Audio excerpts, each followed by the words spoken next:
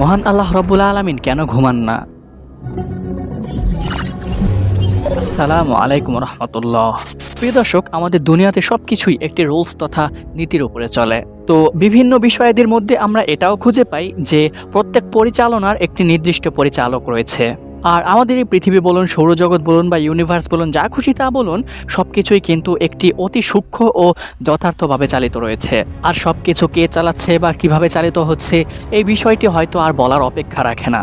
বিভিন্ন ধর্মভেদে মতানৈক্য থাকা সত্ত্বেও সেই বিষয়টি আলোচনা করা হচ্ছে না, কারণ সেটা আমাদের আজকের টপিক না। তো যাই হোক, সমস্ত সৃষ্টই মহান আল্লাহ রব্বুল আলামিনের সৃষ্টি এবং তিনি সবকিছু পরিচালনা করেন। কিন্তু আমাদের দুনিয়ার রীতিনীতির দিকে তাকালে আমরা বুঝতে পারি যে সবকিছুরই একটি সীমা এবং প্রয়োজনীয়তা রয়েছে, কেননা চাহিদা তো সবার মাঝেই থাকাটা স্বাভাবিক। তো অনেক নাস্তিক এবং বিধর্মীরাই প্রশ্ন করে থাকে যে মহান আল্লাহ রব্বুল আলামিন দুনিয়া চালান, আচ্ছা ঠিক আছে, মেনে নেওয়া যাক, কিন্তু সে যে খায় না, পান করে না, তার ঘুম নেই, তন্দ্রা নেই, এটা কিভাবে সম্ভব? প্রিয় দর্শক, তারা তাদের মতো প্রশ্ন করে। আসলে তাদের প্রশ্নগুলো লজিক্যালি হলেও এগুলো যুক্তিসঙ্গত না। কিন্তু আফসোসের বিষয় হচ্ছে, এই নাস্তিক এবং বিধর্মীদের কথা শুনে অনেক সরল সোজা ও সঠিক সন্ধানী মুসলিমদের মনেও এই বিভিন্ন ধরনের অযৌক্তিক প্রশ্ন উঠে থাকে। তাছাড়াও সৃষ্টির দিকে তাকালে যে স্রষ্টা সম্পর্কে কোনো প্রশ্ন আসবে না, এটাও কিন্তু অস্বাভাবিকের কিছু না। কিন্তু প্রশ্ন করার ক্ষেত্রে আমাদের অবশ্যই এটা স্মরণ রাখা উচিত যে সৃষ্টি এবং স্রষ্টা কখনো এক হতে পারে না। যেমন ধরুন, আমাদের মানব সৃষ্টির বিভিন্ন ধরনের বস্তুসমূহ, উদাহরণস্বরূপ আমরা রবটের দিকেই তাকাই, স্বাভাবিকভাবে এই ইলেকট্রনিক মেশিনগুলোর অনেক শেপ দেওয়া থাকে। যেমন আমাদের মানুষের মতোই ধরুন, হাত থাকে, পা থাকে, আমাদের মানুষের মতো দেখতে সবকিছুই তার ভিতরে থাকে। কিন্তু মানুষ এবং রবট যদি আপনি 100-এ সমান সমান করতে যান, তাহলে কখনোই আপনি সামঞ্জস্য করতে পারবেন না। কোনো না কোনো দিক দিয়ে ত্রুটি থেকেই থাকবে। যতই এই রোবটগুলো এআই পদ্ধতি বা প্রজেক্টের মাধ্যমে চলুক না কেন, মানুষের চেয়ে অধিক শক্তিশালী ও স্বয়ংসম্পূর্ণ থাকলেও তার কোনো স্বীয় শক্তি নেই। তো আপনি ইহজগতের বিষয়গুলোর মধ্যেই দেখতে পাবেন যে সমস্ত আবিষ্কৃত বস্তু এবং আবিষ্কারকের মধ্যে অবশ্যই পার্থক্য থাকে। তাহলে ইহজগতের মানব সৃষ্টি এবং মানুষের মধ্যে যদি পার্থক্য থাকাটা আবশ্যক হয়, তাহলে যিনি সর্বস্রষ্টা তার ভিতরে এবং আমাদের স্বাভাবিক সৃষ্টির মধ্যে কেন পার্থক্য থাকবে না?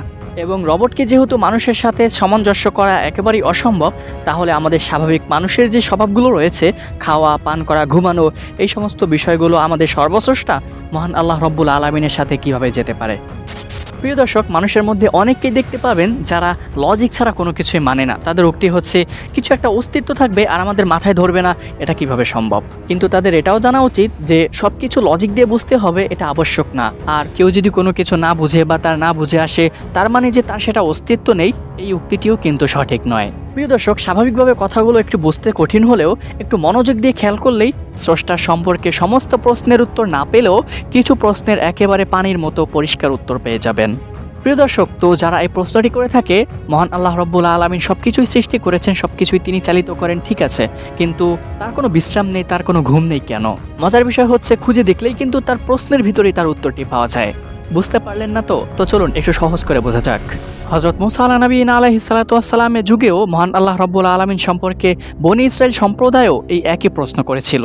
তারা মূসা আলাইহিস সালাতু ওয়াস সালামের কাছে এই প্রশ্ন করলে তিনি সাথে সাথে কোনো উত্তর দিতে পারলেন না। পাশাপাশি তার নিজেরও মনের ভিতরে এই প্রশ্নটির উত্তর জানার ইচ্ছা জাগলো। এখানে একটি বিষয় দ্রষ্টব্য, সেটি হচ্ছে মূসা আলাইহিস সালাতু ওয়াস সালামের মনে যে এই প্রশ্নটি জেগেছিল, এর মানে এটা নয় যে তিনি মহান আল্লাহ রব্বুল আলামিন সম্পর্কে কোনো সন্দেহ বা ইত্যাদি ইত্যাদি কিছু পোষণ করতেন। নাউজুবিল্লাহি মিন যালিক।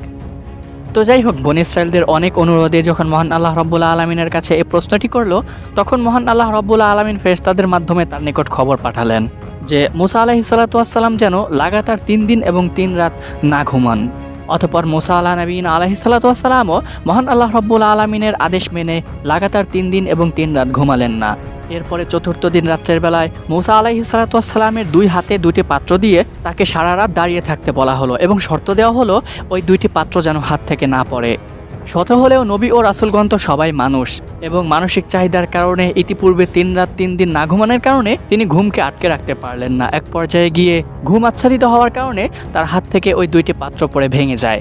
অতঃপর ফেরেশতারা মূসা আলাইহিস সালাতু ওয়াস সালামকে উদ্দেশ্য করে বললেন, নিদ্রার প্রভাবে আপনি এই বোতলটি ঠিক রাখতে পারলেন না, আর মহান আল্লাহ রব্বুল আলামিন যদি নিদ্রা যান, তাহলে এই সমগ্র বিশ্বজগৎকে রক্ষণাবেক্ষণ করবেন।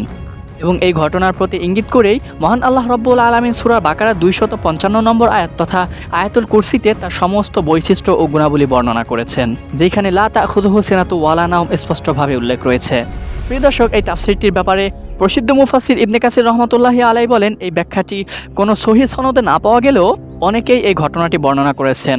আবার অনেকের বর্ণনা মতে এটি একটি ইসরাইলি রওয়ায়েত, যেটি কোনো প্রসিদ্ধ বর্ণনায় পাওয়া যায় না। বাদবাকি মহান আল্লাহ রাব্বুল আলামিনই ভালো জানেন। ওয়াল্লাহু আ'লামু বিস-সাওয়াব। প্রিয় দর্শক, সৃষ্টিকর্তা সম্পর্কে আমাদের মনে বিভিন্ন ধরনের প্রশ্ন আসলেও এটি লক্ষ্য রাখতে হবে, সব প্রশ্নই আমাদের জন্য যুক্তিসঙ্গত না। এছাড়াও মুরব্বীদের একটি কথা পাওয়া যায়, স্রষ্টা সম্পর্কে সবকিছু বিশ্বাস করা ফরজ, কিন্তু প্রশ্ন করা বিদআত।